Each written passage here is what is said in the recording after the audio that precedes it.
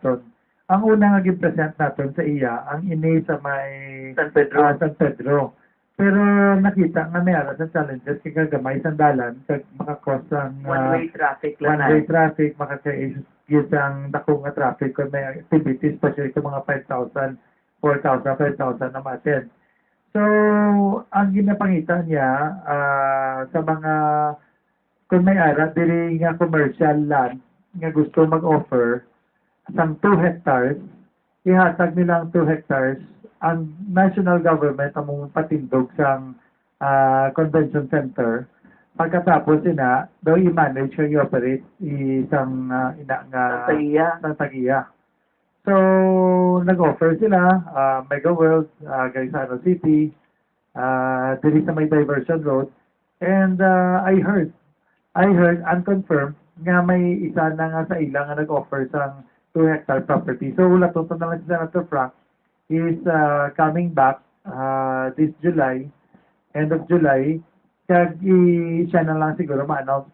Pero more or less it's confirmed nga may ara nga mahatag sang ilang 2-hectare property.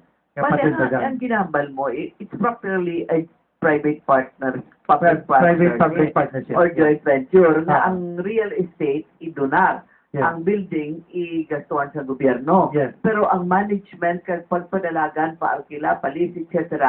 ang tag-iya sang tuta. Yes. Di waya share ang gobyerno. May ara. Lumang ko yung may ara share ang gobyerno kag ang namin at ang siyudad amo ang ma-share. Ate Mayo, kinanglan kitaman. Oo. And then, ang income nila, may ara kita taxes, pati ang real estate. Wonderful.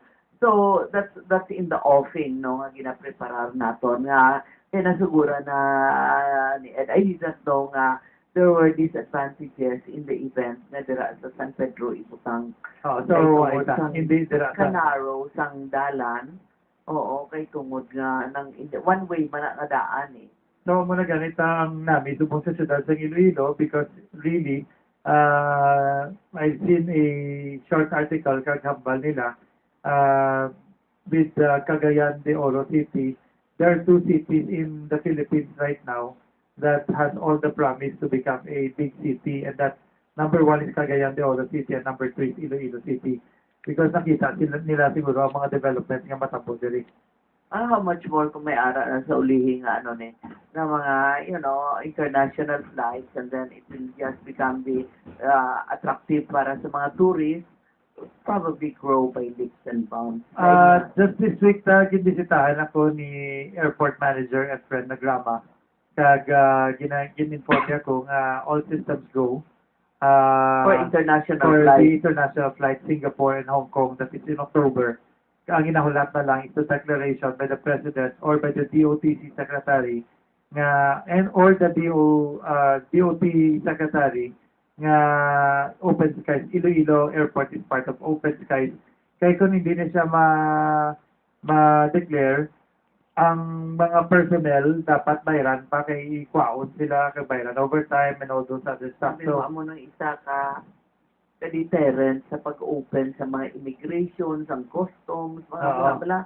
Kasi kung mag-international, may magi na sila, hindi ba? Magi na sila, So, maging additional cost sa airline, na munang hindi gustong airline nga mag-open sa international flight. But, amo na lang ang inaulat. Ikaw na magbayad ang done, nag-email ka ng flight.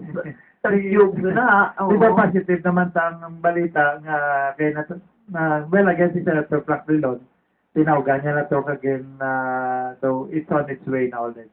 Well, hopefully all this will come soon.